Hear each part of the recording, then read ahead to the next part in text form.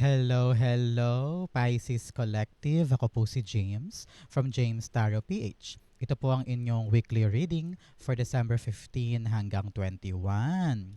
So mga Pisces, let's begin. Inhale and exhale. Spirit Guide, Holy Spirit, ibigay natin kay Pisces ang mga mensaheng dapat nilang malaman today. At the center, meron po kayong the Nine of Pentacles. Beautiful.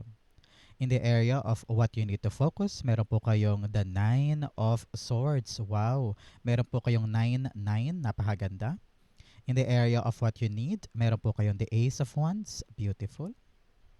In the area of what's affecting your current energy, meron po kayong the Ace of Pentacles. Wow, wow, wow, wow. In the area of your near future, you have the Five of Swords. In the area of your challenge for the week, meron po kayong the Ten of Cups. In the area of your fortune, you have the Eight of Cups. Beautiful, beautiful, beautiful. In the area of your divine messages, meron po kayong the Ten of Swords. Wow, interesting. 10-10. Talaga pong merong ending and beautiful start of a new cycle. So congrats po para sa inyo. At ang outcome nyo po for the week, ito po yun. Mamaya sabay-sabay natin siyang bubuksan at the end. But first, thank you po muna sa mga Pisces natin dyan everywhere na nag-donate po at saka po sa mga hindi nag-skip ng ads. Naku, napakalaking bagay po yan para sa akin sa tuwing meron tayong libreng reading for a Pisces dito sa ating channel. Thank you rin po for all of your comments, saka po sa mga nagla-like. Malaking tulong din po yan. Salamat po. So, at the background of your reading, meron po kayong the Five of Cups. Meron ka ditong 5-5 telling you angel number of change. Okay? Ito na po yung panahon ng pagbabago. Maaaring meron ka na talagang mapapatawad or panahon na to para yakapin yung mga bagong bagay at huwag nang balik-balikan pa yung mga bagay in the past na medyo kahit umaasa ka pa o kahit na gusto mo pa yun, pero ngayon kailangan mo na ma-realize na hindi na siya para sa'yo.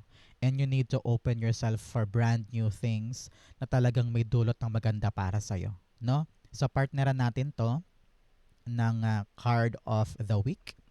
You have balance. Wow. Find balance to maintain harmony in relationships. So kung ito'y tungkol daw sa mga relasyon, kung may karelasyon ka man ngayon, whether lover mo yan o mga anak or kapatid, magulang, huwag na daw balik-balikan pa yung nakaraan. No? Huwag mo na daw ungkatin pa yung mga bagay na napag-usapan na or wala nang halaga sa buhay nyo this time.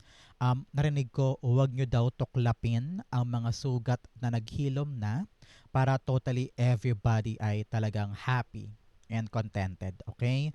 Ganun ka din, Pisces, no? Kapag unti-unti na naghihilom ka, wag mo nang balik-balikan pa. Wag mo nang tuklap-tuklapin pa yung band-aid, kumbaga. Learn to move on and stick to it.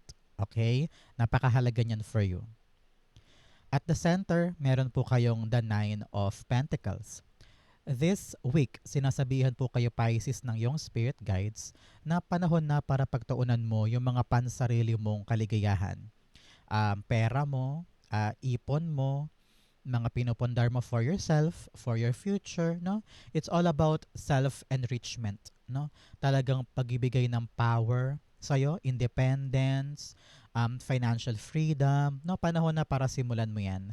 Meron po sa inyo na hiwalay sa partner, so kailangan mo talagang i-rebuild ang life mo today, especially your finances. Kasi ngayon, kailangan mong isipin na hindi na ako kailangan umasa pa sa iba. I need to um, make it and do it for myself. Kaya kung nag-iisip ka ngayon ng mga negosyo, bagong trabaho, bagong project, panahon to para itayo mo yan. At makikita mo na kaya ko pala. But for others naman po dyan, para sa ibang Pisces, panahon to para i-enjoy mo yung mga paparating na magagandang biyaya. Especially, some of you ay pupunta sa mga gatherings, occasion, company parties, no? Kasi nga, Christmas season ito. So, asahan mo talaga na meron kang makukuha. Nakita ko dito mag-enjoy ka sa makukuha mo. I don't know why. Pero, time to enjoy your life, especially sa mga kasamahan mo. And you're gonna have something na talaga namang good for you. Congrats po. Okay? So, clarify natin to. So siya nga pala Pisces, since ito po ay bagong-bagong reading, ano po yung mga nais mong mag-multiply sa buhay mo? Ilapag mo yan sa baba, i-comment section mo yan. Nako, halimbawa, balak kong lumago ang aking negosyo. I wish and I claim na lumaki na yung kita ko, lumaki na yung ipon ko, no? Ano yung mga nais mong dumami sa buhay mo? Comment mo yan sa baba, it will come true. The Nine of Pentacles, you have the Three of Wands. Yes, talagang may darating tungkol sa iyong sariling kaperahan. Maaring oportunidad ito o kaya gift. Nakita ko talaga may regalo. May gift, may isang hindi inaasahan pero sobrang mag-e-enjoy ka, Pisces. So congrats po, no?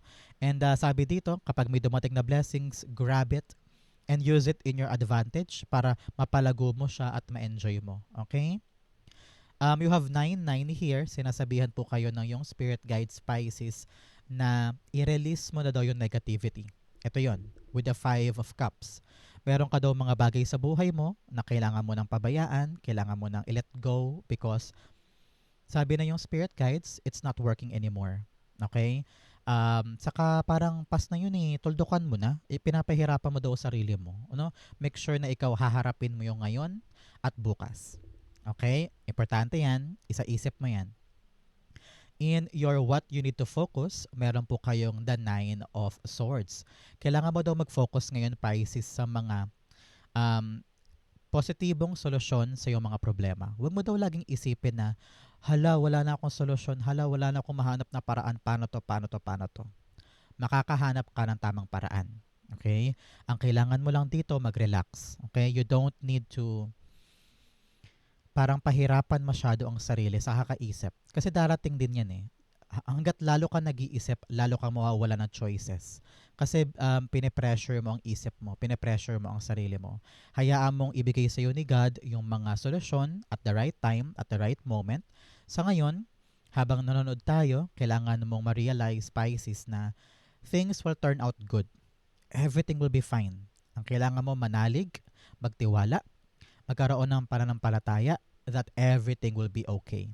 Okay? Alam ko marami kang problema ngayon. Alam ko marami kang iniisip. Kaya ka nga nandito, di ba? Because you want answers.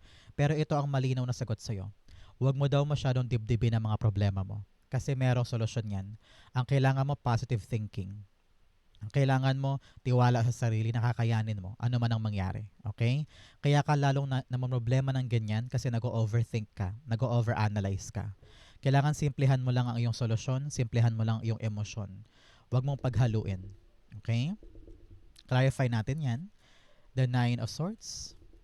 Oops, tumapon. So, Pisces, kamusta ka? Kamusta ka ngayon? Maulan dito sa amin. Kung naririnig mo, masyadong maulan. Sa inyo po, kamusta kayo? Kamusta ang weather sa inyo? At taga saan ka? The Nine of Swords being clarified by the Ten of Swords. Wow, we have 10-10 here. Sabi dito, bangon tayo, bangon. Huwag daw tayong magpakalugmok sa ating kinalulugmukan. Okay? Marami sa atin, well, naintindihan naman kita, sobrang sakit, sobrang painful, ang hirap-hirap mag-move on.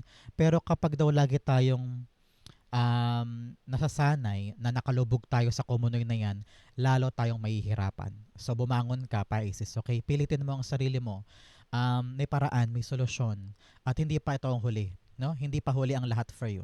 Okay? May paraan pa. Makakabangon ka pa. Okay? Yan ang kailangan mong tandaan at isipin. Okay? In the area of what you need is inspiration. No? Kailangan mo ng inspirasyon, kailangan mo ng motivation, kailangan mo ng matinding idea, matinding paraan para once and for all makalarga ka. No? Sabi na yung spirit guides, kayang-kaya mo naman daw Meron ka naiisip na paraan Pero dahil nga, tinadamdam mo na, ay nako, paano, baka hindi gumana, ay nako, baka hindi worth it for me, baka mangyari na naman yung dati, iniisip mo na naman yung before. Pero sabi na yung spirit guides, kayang-kaya naman daw, no? So, anong dapat gawin ngayon ni Pisces? Pagkatiwalaan ang sarili. Pagkatiwalaan ang plano, pagkatiwalaan ang future mo. Hindi mo kailangang magduda pa, lalo't higit kung naniniwala ka naman na yung planong na yan ay workable, practical, doable. You need to believe in yourself. Nakita ko rito meron kang bagong opportunity. Maaaring meron kang bagong trabaho. Especially here, you have 1-1, Ace of Pentacles and Ace of Wands. Parang sinasabi sa'yo na yes, you're on the right path, you're on the right direction. Kaya kailangan dire-diretso ka dyan. Walang urungan, kumbaga. Kaya kung may idea ka ngayon, plano, wag mo munang sukuan, buting tingin mo. Baka may potential yan na magdulot sa'yo ng panibagong chapter sa buhay mo. Okay? Be confident so that your life will change. Ace of Wands, clarify natin.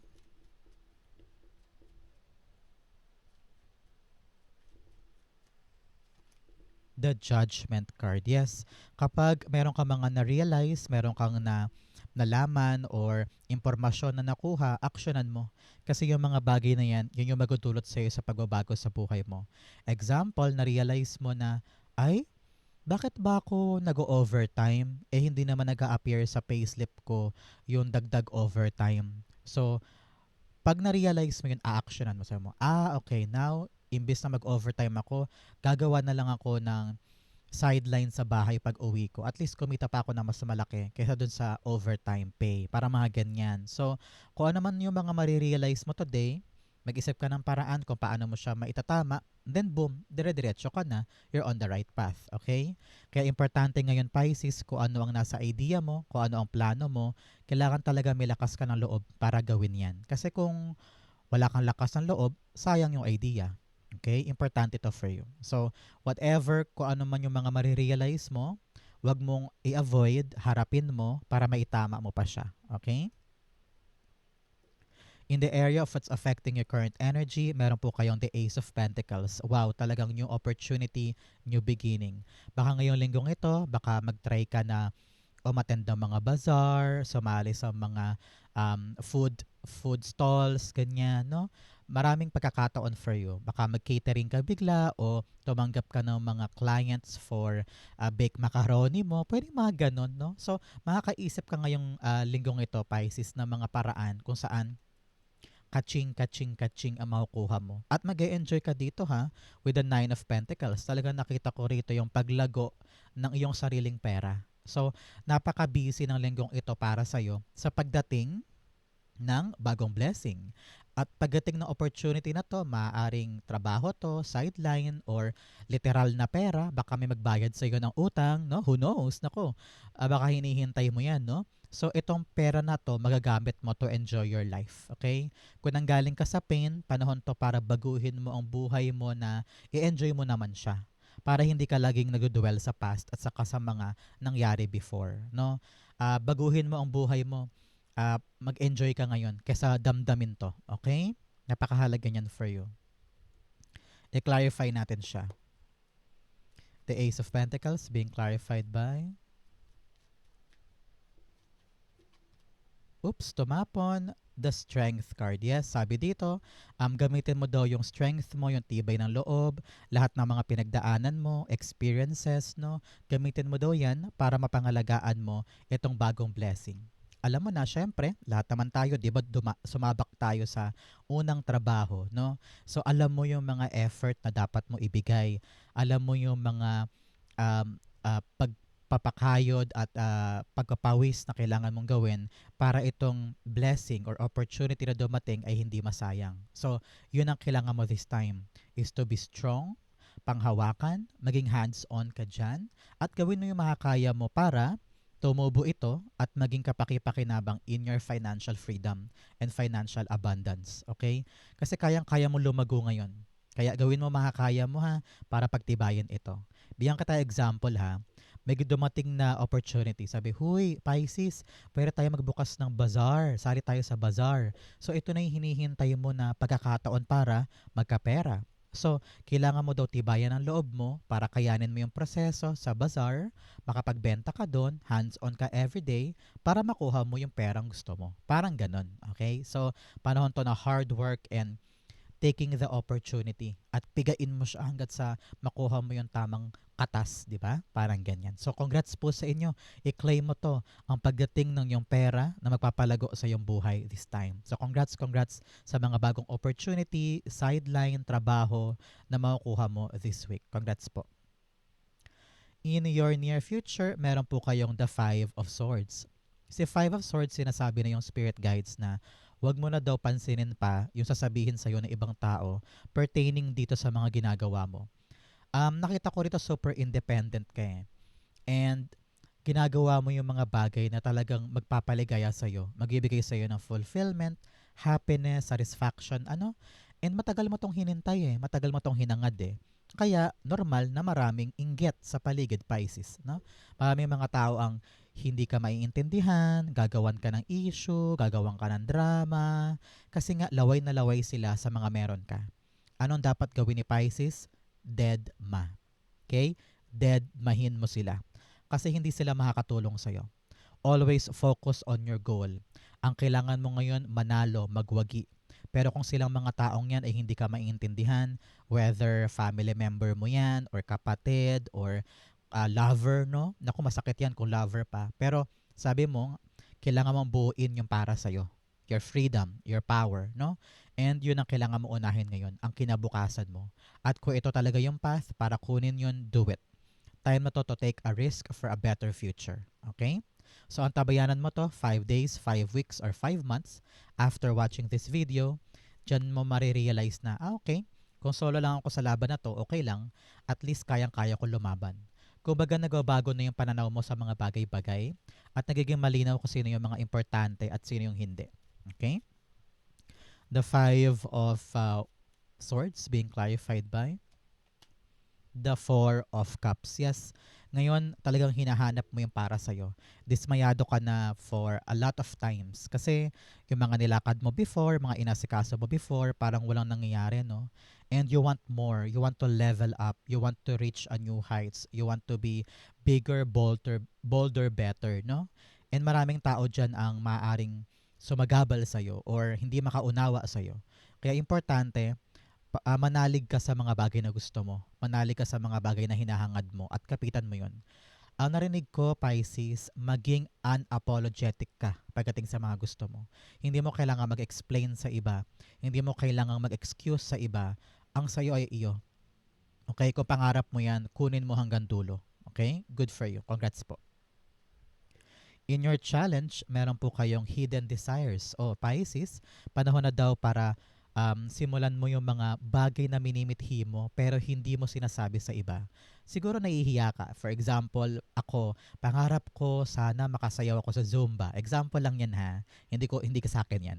Pero nahihiya ako sumayaw sa maraming tao. Siguro panahon na para tuparin mo naman yung mga pangarap mo na tinatago mo dyan, no? Hindi naman siguro masamang pangarap yan, no? Pero give yourself a chance to fulfill your dreams na matagal mo nang naisantabi. Okay? You also have courage. Maging matapang ka daw ngayon. Napakaganda nito. Para kalimutan ang past, para bumangon sa pagkalugmok, para labanan lahat ng issue, drama, o kaya stress no, nararamdaman mo. Panahon na para harapin ang katotohanan. So you need to be strong here at simulan ang buhay mo with some changes. Nakita ko rin magpakatatag. So, pa nagpapakatatag ka sa pagharap sa bagong blessing, kailangan talaga dito tapang, di ba? So, yun ang kailangan mo ngayon. Tapang, kailangan mo maging masipag at maging consistent sa lahat ng ginagawa mo. Example, takot na takot kang umattend sa klase kasi may training, no? Pero kailangan nandun ka. So that is courage. Yung simpleng pag-attend sa isang bagay na ayaw mong puntahan, courage yun. 'Di ba? So napakaganda for you. In your challenge, meron po kayong the Ten of Cups. Si Ten of Cups, sinasabi na yung spirit guides today, Pisces, na kailangan mo daw isipin yung matibay na relasyon mo with your family. Balance, okay? Kailangan daw huwag kang mapagpatol, especially with family member. Isipin mo na lang, mas matibay ang relasyon namin kesa sa ano pa mang issue. Okay? Kailangan daw harmonious kayo this week, okay? We are entering Christmas season, so talagang lahat kayo sobrang busy. Maaaring mawalan ka ng pasensya, sila mawalan din sila ng pasensya kasi nga maraming inaasikaso, maraming gastos. Kaya importante ngayon, Pisces, bigyan mo na malaking portion ng life mo yung pag-unawa at pagkilala na, uy, ang mahalaga okay tayo. Okay? Importante ang relasyon at masayang pagsasamahan. Okay? The Ten of Cups being clarified by the Three of Pentacles. Yes, with the people around you to. Sabi na yung spirit guides na wag mo nang ungkatin pa yung nangyari in the past. I don't know why, narinig ko yan bigla. Especially sa mga taong ito. Maaring family member mo, pinsan, o kaya co-worker, pwede rin. No, kung ano man yung mga nangyari in the past, move on na rin tayo. And harapin na lang natin yung mga magagandang bagay ngayon. No? Sabi dito, hindi nyo daw kailangan magpataasa ng ego o magpataasa ng pride. You need to listen to each other so that everything will be fine. Okay? Make sure na kayo ay cooperative at handang makipagtulungan. Okay? In your fortune, meron po kayong first light, beginning a new cycle. Yes, pagkatapos mo iwanan to at pagpasok ng mga bagong bagay sa buhay mo, talaga namang you're entering a new cycle in your life. So, palakpakan tayo. Ito na yung simula ng magandang pagbabago sa buhay mo. Yakapin mo ito, wag mong katakutan. Subukan mo lang, give it a chance. It will give you something beautiful moving forward. Okay? You have 10-10 here, talagang end of a tough cycle. Nagsisimula ka ulit ng bagong cycle sa buhay mo, which is good for you. Congrats po. You also have infinite abundance. Abundance is pouring into your life. I-claim mo to, angkinin mo to. Abundance is pouring into your life. Congrats po.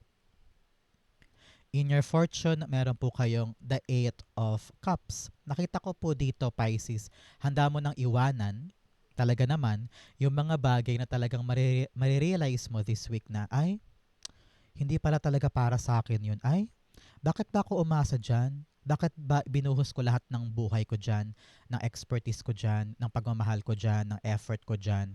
Bakit ko ginawa yun? Ngayon, nababasag na lahat ng ilusyon at nakikita mo na yung buong katotohanan. And you are now ready to move on at hanapin talaga yung totoong magpapaligaya sa'yo. Ito yon, yung mga bagong blessing. Kaya, kung meron mang mga bagay sa buhay mo, Pisces, ngayon na naputol, nasayang, rejections, disappointment, hayaan mo na yon. Bibigyan ka ng kapalit ni God. Okay? Bibigyan niya ng magandang blessing ito para sa'yo. Okay? I-clarify natin siya.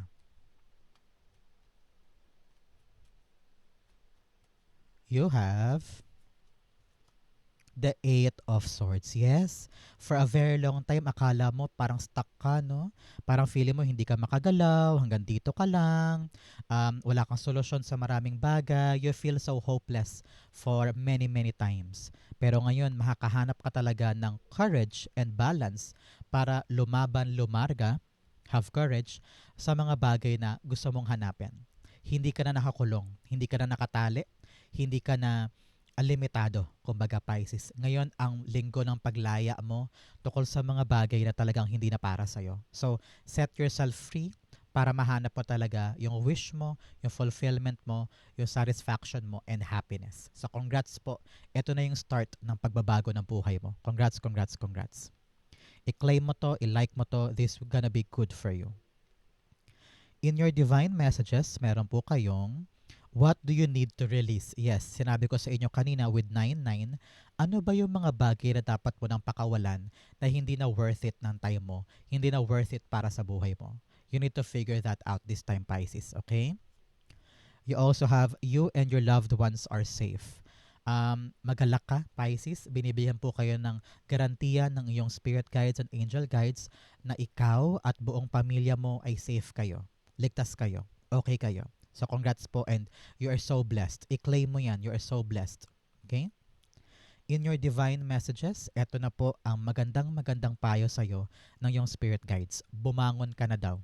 Bangon, bangon, bangon from something na talagang nakadurog sa'yo. Hindi worth it manatili sa kumunoy. Hindi worth it manatili sa pain. Alam ko umiyak ka, nasaktan ka, nabaon ka, nag-fail ka. But hindi pa yan ang tuldok na buhay mo. Nagsisimula ka pa lang ulit at babangon ka pa. Okay? May pag-asa pa. Huwag ka mawala ng pag-asa. Alam mo, narinig ko sabi dito, kung ano man daw yung mga nawala at saka hindi napunta sa'yo, divine protection yun sa'yo eh. Pinoprotektahan ka ni God doon kaya hindi niya binigay sa'yo. So ngayon, hanapin mo talaga this time around yung para sa'yo. And yan na marirealize mo this time. Okay? Ten of Swords being clarified by The Magician card. Yes, yes. Napakagandang payo to para sa'yo, Pisces. Kung dumanas ka man ngayon, Pisces, ng hirap, pagod, kayod, at parang feeling mo, wala na akong pag-asa, wala na akong magagawa pa, baka siguro hindi na ako makabangon. No. No, no, no, no, no, no, no. Sabi ng iyong spirit guides, may pag-asa ka pa. You have the magician energy. Ibig sabihin, kayang-kaya mo. May power ka, may magic ka. So ngayon, panahon to para mag-manifest ka ulit. Ano yung mga bagay na gusto mong makamit? I-comment mo yan sa baba. Yung mga bagay na gusto mong mag-manifest para totally makabangon ka na. Pag po lumalabas si Magician card, time na to take action. Time na to make a move. Okay? Kasi kayang-kaya mo na daw at ready ka na. So, pagkatiwalaan mo ang sarili mo, kayang-kaya mo yan. You can do it, you can achieve it, babangon ka ulit. Congrats po. And saludo ako sa'yo. No? Saludo ako sa'yo. Ang outcome mo ito, but first, bigyan mo na kita ng fortune cards. You have Eagle, triumph over troubles and obstacles. Wow, this is a good sign. Makakabangon ka na daw mula sa problema at mga balakid. Kapag nakakita ka ng eagle anywhere, this is your sign. You also have cup, you should accept valid criticism. O, tumanggap ka daw ng mga kritisismo na maririnig mo sa ibang tao. Makakatulong yan sa'yo. Huwag ka laging mataas ang ego, sabi ko nga sa inyo, na tanggapin mo kung ano talaga yung dapat tanggapin and be humble enough to accept those criticism. You have a rat, someone working against you behind your back. Meron daw taong gumagawa sa likuran mo na kakaiba kapag nakaharap ka. So, may mga two-faced friends ka at kailangan mong imiwas dyan. Okay? Pag meron ng taong nakagawa sa iyo ng kasalanan before, wag mo nang hayaang ulitin pa niya. No? Learn to know the real people around you. Okay? You have success assured with good plans and hard work. Wow! Sigurado daw ang tagumpay basta meron kang matinong plano at talagang pinagsumikapan mo. So congrats po. Ang outcome ni Pisces for December 15 to 21, meron kang the Six of Pentacles. Napakaganda. This is a time to receive. No? Panahon to para talagang tumanggap ka, i-enjoy mo yung mga bagay na makukuha mo at gamitin mo siyang kapaki-pakinabang para sa'yo. Meron sa inyo Employee of the Week, mamanalo sa raffle, mabubunot sa major prizes, makakatanggap na ng tawag, eto na yung bagong opportunity, new money, no? So, tanggapin mo lang. Panahon to, excuse me lang po. Nag-alarm yung aking phone. Wow, that is a sign for you. Wow, may alarm, ibig sabihin there will be an announcement na sobrang ikakagulat mo. Wow, that is a major sign for you. Never ako nag-a-alarm kapag nag-reading ako pero biglang tumunog, hindi ko pala napatay kanina. So that is a big sign. Magugulat ka sa magandang balita na marireceive mo. So congrats po. I-clarify pa natin siya. Kaya siguro dito nakita ko talaga yung energy ng sobrang saya mo. Kasi hindi mo akalaing darating siya. And then talaga namang this is really like a luxury time. Heaven on earth ang dating. Congrats, congrats. The Six of Pentacles, the Death card. Yes, things will change by this time. Kung dati effort ka ng effort sa mga bagay na wala ka namang napapala, tapos parang feeling mo ikaw lang yung nagbibigay, ngayon magbabago na ang kapalaran mo. Ngayon ikaw naman yung tatanggap ng tatanggap, no? So i-embrace mo lang yung mga dumarating. And ito yung magpapabago sa perspektibo mo sa mga bagay-bagay at ito rin yung magpapabago sa pananaw mo sa mga ine-effortan mo. And deserve mo makuha yung mga bagay na kaya mo ibigay. So ngayong linggong ito, i-enjoy mo lang to ha. Kung ano man yung mga blessing na dumarating, accept it and thank God for it. Because a grateful heart is a magnet for more blessing. Okay? So congrats po mga Pisces. Ito po ang inyong December 15 to 21. Spirit guides, Holy Spirit, thank you po for the clarity and messages para sa mga mahal nating Pisces. So, saan po kayo nakaresonate? Comment po kayo sa baba mga Pisces and babasahin ko po yan. Thank you again for watching hanggang dulo. I love you Pisces. This has been James for James Tarot PH. God bless everybody.